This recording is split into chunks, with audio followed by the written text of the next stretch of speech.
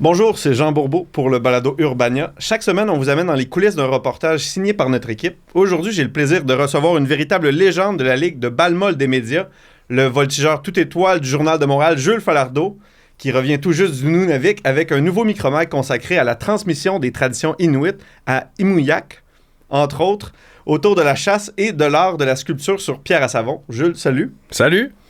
Pour quelqu'un qui n'a jamais entendu parler de Umiak, il faut dire Umiak, à quoi ressemble cet endroit-là? Eh ben, c'est un paysage absolument incroyable. C'est comme lunaire un peu, parce que t'arrives en avion Air Inuit, t'arrives au milieu, tu sais, t'as vu genre la toundra glacée pendant des kilomètres, puis là t'atterris là-dedans. Puis tu sais, c'est des communautés très isolées, en fait, là. Fait que, tu sais, entre ce village-là et un autre, c'est à peu près 8 heures de skidoo pour se rendre là. Moi, j'essayais de m'imaginer à l'époque, quand c'était des traîneaux à chiens, tu sais, toute une autre réalité. Genre, en tout cas, comment ces gens-là sont habilités à survivre dans l'endroit le plus inhospitalier de la Terre, là, tu sais. Puis, c'est où par rapport au Nunavik? Je me suis rendu à Umiak, une communauté inuite de 500 habitants située dans le nord du Québec, à environ 1200 km de Montréal. J'ai suivi des élèves de l'école Kilutak pendant leur cours de survie sur le territoire. What is exactly the land survival class? We go hunting by skidoo, but in summer we just go.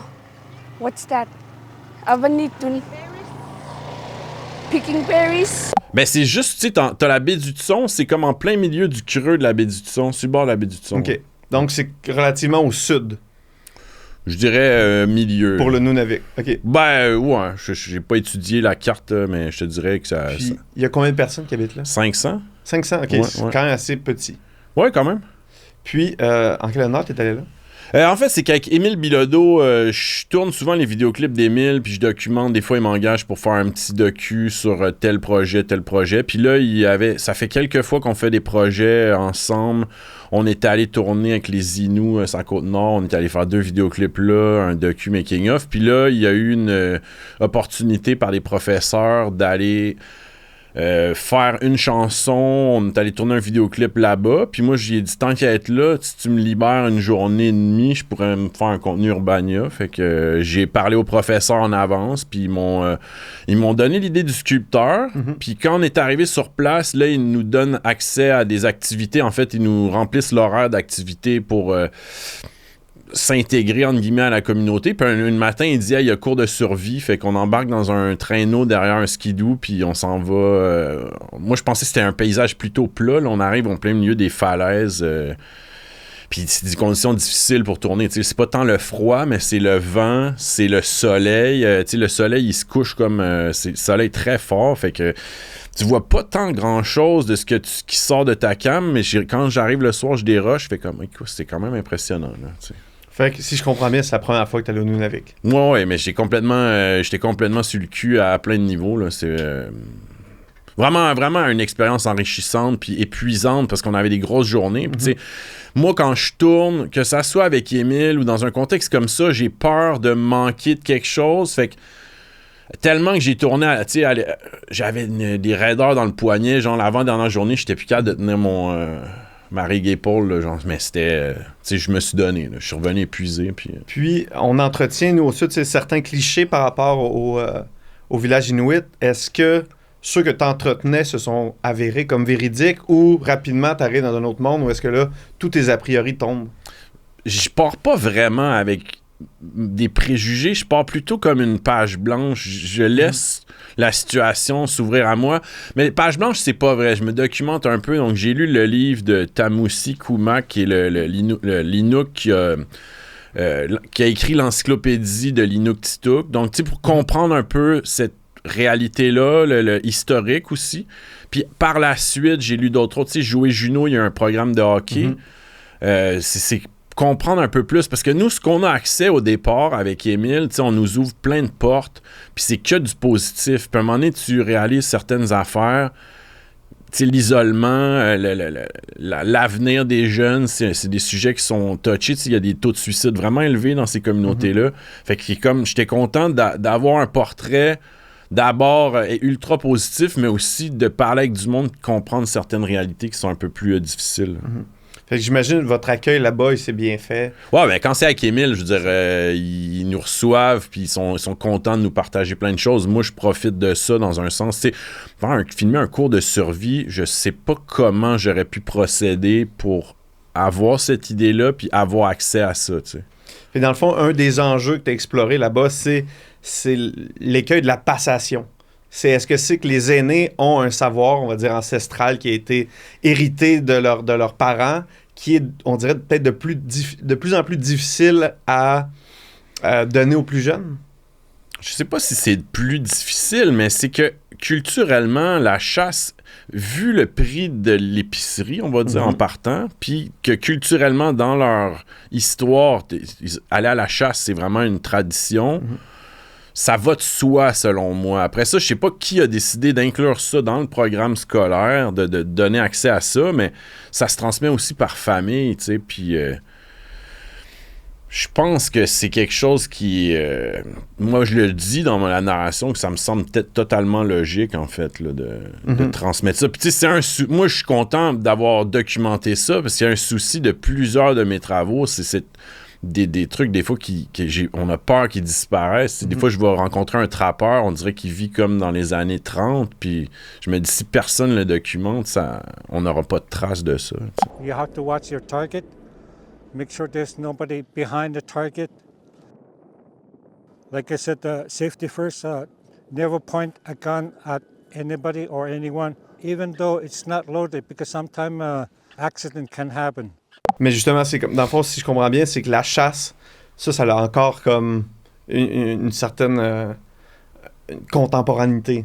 Genre, les gens chassent encore beaucoup parce que justement, tu disais que le prix à la coop ou à l'épicerie est super cher. Donc, il y a un frigo communautaire où est-ce que les gens vont chasser, rapporter, puis là, les gens vont pouvoir comme se nourrir à moindre prix. Parce que sinon, c'est complètement exubérant. Oui, puis c'est aussi un moment où tu ramènes un caribou, tu ramènes un beluga, tu le partages avec la famille, tu le partages avec la famille élargie, avec d'autres gens dans le village. Il y a ce pendant-là. Moi, c'est dans une communauté inuite que j'ai eu accès à ça, mais c'est surtout, tu sais, tu pars au milieu.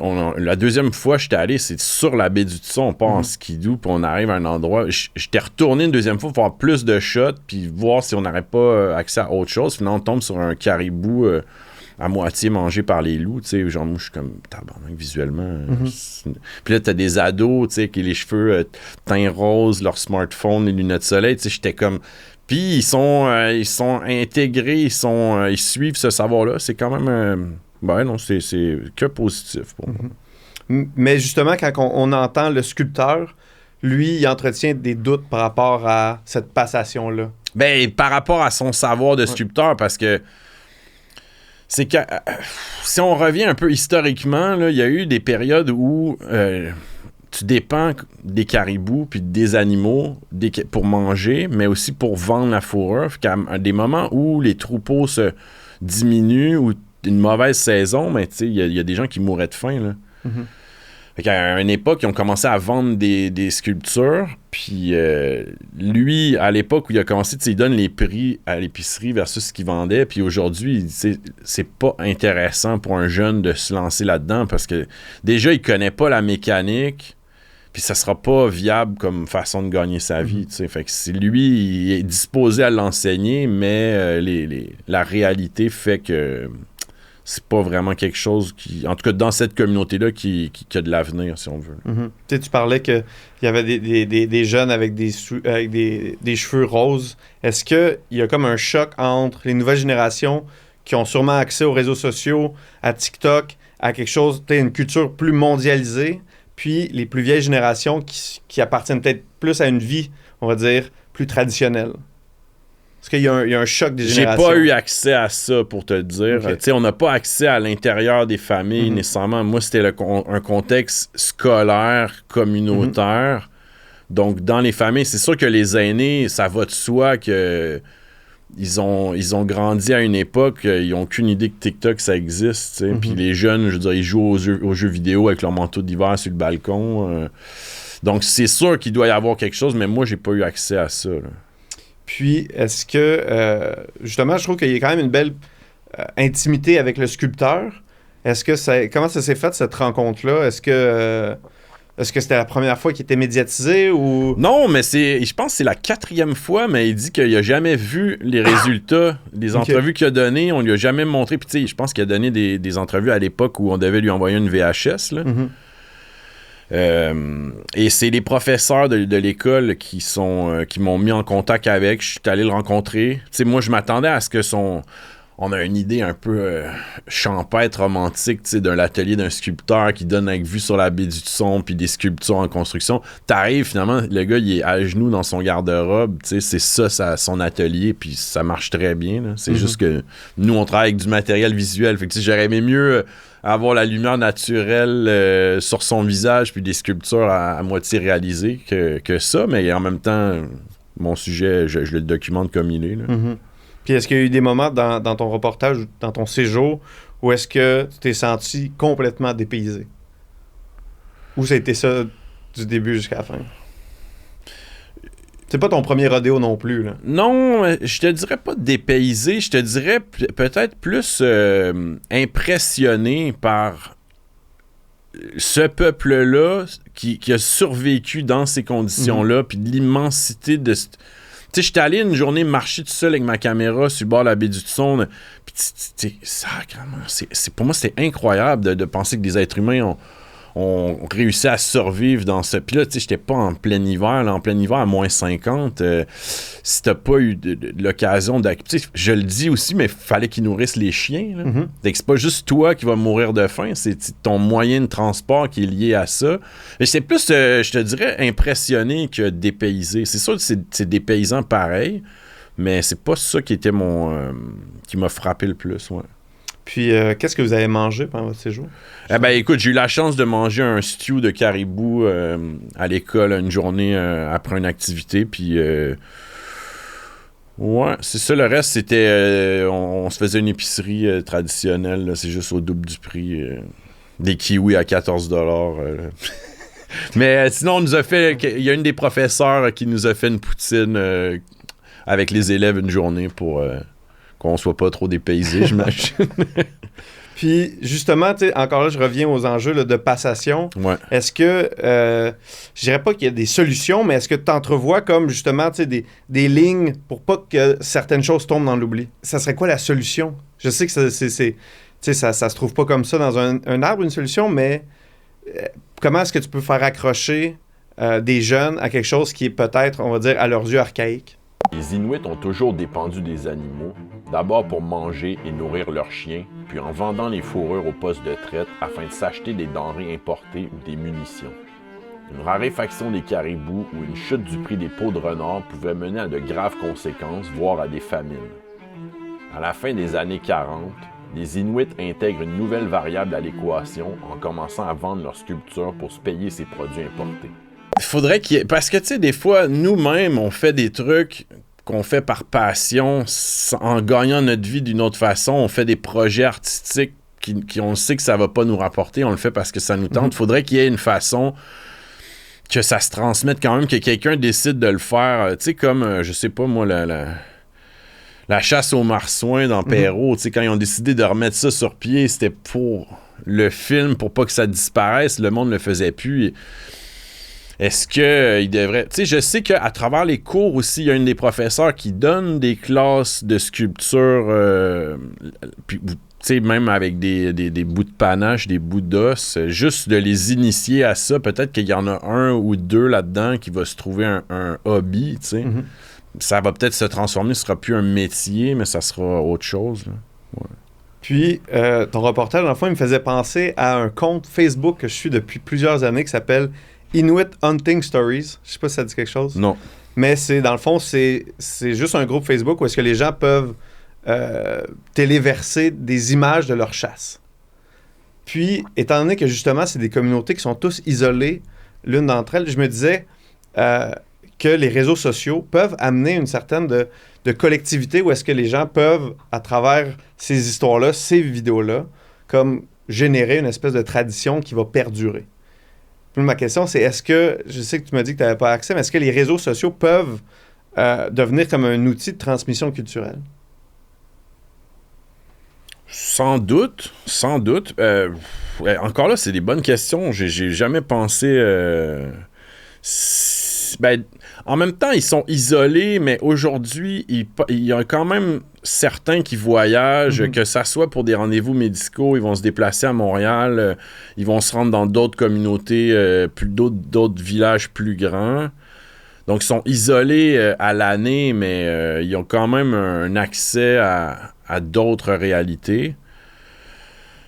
Est-ce que les réseaux sociaux... Ben, je pense que oui. Je pense que... Même culturellement, tu sais, si quelqu'un décide d'enregistrer quelque chose puis de faire un vidéoclip de chant de gorge, ça pourrait être vu puis ça pourrait rester à quelque part, tu sais, pas disparaître comme la sculpture. J'ai l'impression que oui. C'est pas la solution à quoi que ce soit, mais oui, ça peut sûrement jouer. Puis, quand on revient d'Oumillac, qu'est-ce qui reste avec nous?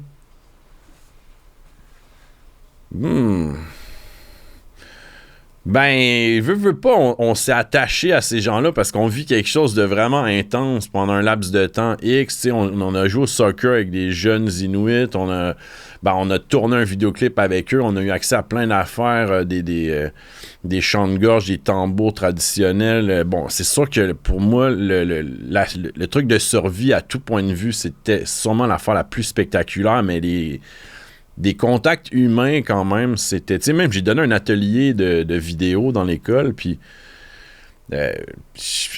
j'avais... Tu sais, des fois, t'as pas de retour nécessairement. Les élèves, c'est pas nécessairement un truc culturel, là, mais c'est peut-être aussi que c'est des ados. Il y a pas de retour sur les consignes que je donnais. Finalement, ils le font, puis là, ils s'en vont dans l'autre atelier après, puis ils disent « Wow, c'était vraiment écœurant l'atelier qu'on vient de faire. » Tu sais, sur le coup, t'es comme, OK, est-ce que quelqu'un participe ou comprend? Puis finalement, ils ont eu du fun, puis ils ont... Ça, c'est sûr que ça me reste, mais j'avais déjà fait l'exercice ailleurs dans le monde, puis ça, c'est toujours quelque chose de super nourrissant pour l'esprit. Là. Ouais.